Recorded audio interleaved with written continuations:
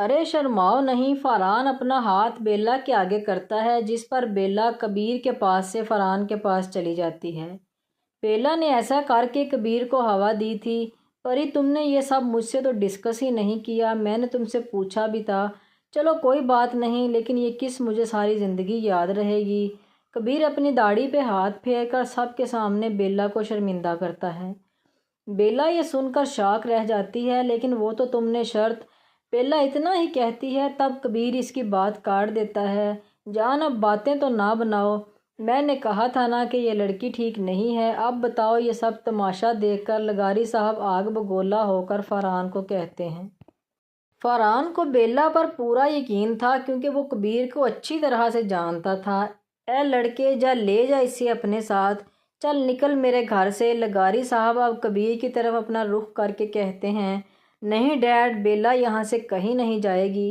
میں بہت جلد اس سے نکاح کر لوں گا، لیکن اس لڑکے کے ساتھ تو ہرگز نہیں بھیجوں گا۔ فرحان یہ کہہ کر بیلا کا ہاتھ اپنے ہاتھ میں مضبوطی سے تھام لیتا ہے۔ کبیر یہ دیکھ کر بیلا کی طرف غصے سے دیکھتا ہے، جس وجہ سے بیلا ڈر کر فرحان کے ساتھ چپک جاتی ہے۔ فرحان، دیکھو میں نے کچھ نہیں کیا، اس نے کہا تھا کہ میں فزیو تھراپسٹ ہوں، اس لیے یہ میرا ٹریٹمنٹ کرنے لگا۔ بیلا نے فرحان کو ساری سچائی بتائی۔ واہ لڑکی، مان گئے تمہیں۔ اگر میں فزیو تھراپسٹ ہوتا تو تمہارا یہ مگیتر بھی فزیو تھراپسٹ ہونا چاہیے، کیونکہ ہم تو ایک ساتھ ہی پڑھتے آئے ہیں، ہے نا انکل جی؟ اور اگر ٹریٹمنٹ کرنا بھی ہوتا تو میں ویسے بھی کر سکتا تھا، تم میرا کچھ نہیں بگاڑ سکتی تھی۔ بس بہت ہوا، نکل میرے گھر سے۔ لغاری صاحب جیسے ہی بیلا کا ہاتھ پکڑ کر لے جانے لگتے ہیں، فرحان فوراً آگے آتا ہے۔ رکیے ڈیڈ، میں ایسے نہیں جانے دے سکتا بیلا کو، آپ نکاح خواہ کو بلائیں۔ اب ہمارا صرف نکاح ہوگا، وہ بھی کبیر کے سامنے۔ فرحان یہ کہہ کر کبیر کو دیکھتا ہے، جو اپنی آنکھوں میں چنگاری اس پر برساتا ہے۔ بیلا یہ سن کر فوراً اپنا ہاتھ چھڑوا کر فرحان کے پاس آ کر اس کا بازو پکڑ لیتی ہے۔ دیکھو فرحان، میں نے صرف تمہارے بارے میں سوچا ہے بچپن سے اب تک۔ انفیکٹ میں اس شخص کو تم سمجھ کر اس کے ساتھ آ گئی۔ مجھے نہیں پتا تھا کہ یہ گھٹیا انسان اس حد تک گر جائے گا۔ میں بس اس کی باتوں میں آ گئی تھی، جو کہ میری سب سے بڑی غلطی تھی۔ پلیز تم مجھ سے نکاح کر لو، میری عزت بچا لو۔ میرے بابا اکیلے ہیں، اگر چاچو نے تمہیں یہ سب بتا دیا تو ان کا کیا حال ہوگا؟ بیلا جذباتی ہو گئی۔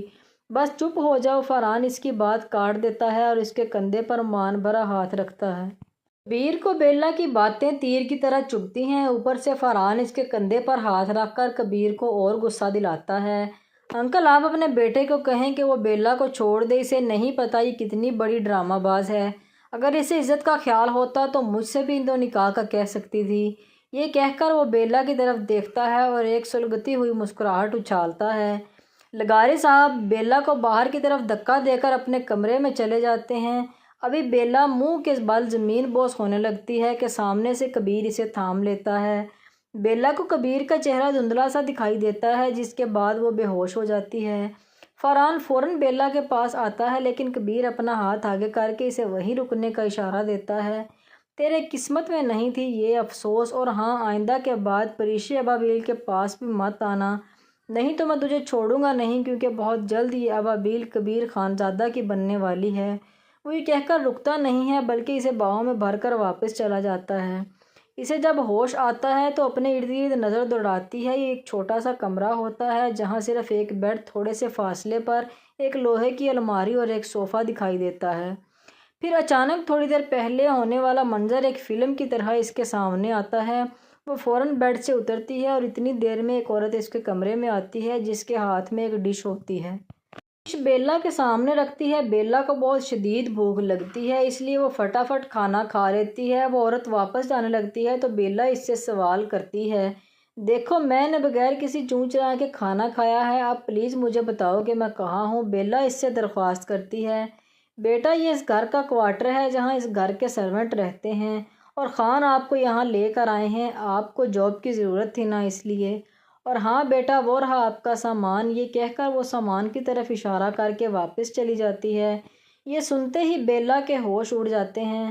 خان مطلب کبیر خانزادہ، وہ یہاں مجھے سرونٹ کے طور پر لایا ہے، مجھے یہاں سے جلد از جلد نکلنا ہوگا۔ یہ کہہ کر وہ دروازے کا رخ کرتی ہے، جب وہ سامنے اسے کھڑا پاتی ہے۔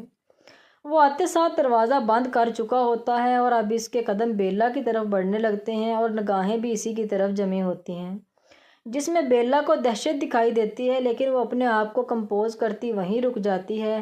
تم نے میرے ساتھ اچھا نہیں کیا، ہٹو میرے راستے سے اور دروازہ کھولو، یہ کیا گھٹیا پن ہے؟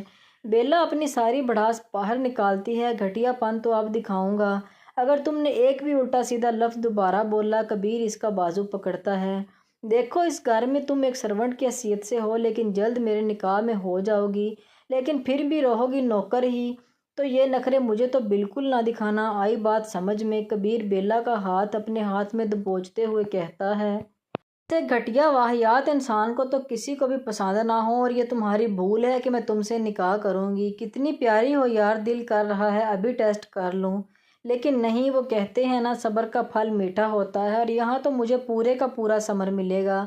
کبیر اس کے سامنے اپنے طنز کے تیر برساتا ہے۔ ایک اور بات یہ کہ نکاح میں فران لگاری کی دشمنی آڑ میں آ کر تم سے کر رہا ہوں۔ تمہارے پاس کل کا دن ہے، اس کے بعد میں تمہیں نکاح کے لیے لے جاؤں گا، تو اپنا دماغ درست کر لو، ورنہ تمہارے باپ کو بتانے میں لغاری انکل دیر نہیں لگائیں گے، جن کا منہ میں پیسے دے کر فی الحال بند کروا چکا ہوں۔ یہ کہہ کر کبیر چلا گیا اور بیلا صدمے سے دوچار رہی کہ اتنی جلدی میں کہاں سے آ گئی۔ اس نے سوچ لیا تھا کہ اپنے بابا کو وہ شکایت کا موقع نہیں دے گی، اس لیے اس نکاح کے لیے وہ دل سے راضی ہو گئی تھی، لیکن وہ ایک سرونٹ کی حیثیت سے نہیں رہنا چاہتی تھی۔ کبیر سے سرونٹ کے طور پر جولی اور اپنے باپ کی وجہ سے لایا تھا۔ وہ نہیں چاہتا تھا کہ اس کے نکاح کی خبر ان تک پہنچے۔ فرحان کو جیتتے ہوئے دیکھنا اس کی فطرت میں نہ تھا، اس لیے اس نے یہ فیصلہ کیا کہ وہ جلد سے جلد بیلا کو فرحان سے بیوی کی حیثیت سے ملوائے گا۔ کبیر فرحان کے سامنے سے بیلا کو اپنی باہوں میں اٹھا کر لے گیا۔ یہ بات فرحان کو ہضم نہیں ہوئی، اس کا بس نہیں چل رہا تھا کہ دنیا تباہ کر دے۔ 2 سال پہلے ٹھیک اسی طرح وہ جولی کو اس سے چھین لیتا ہے اور وہ کچھ نہیں کر پاتا، یہ تو پھر اس کی مگیتر تھی، لیکن اس نے ٹھان لی تھی کہ اس بار وہ کبیر کو بالکل بھی جیتنے نہیں دے گا۔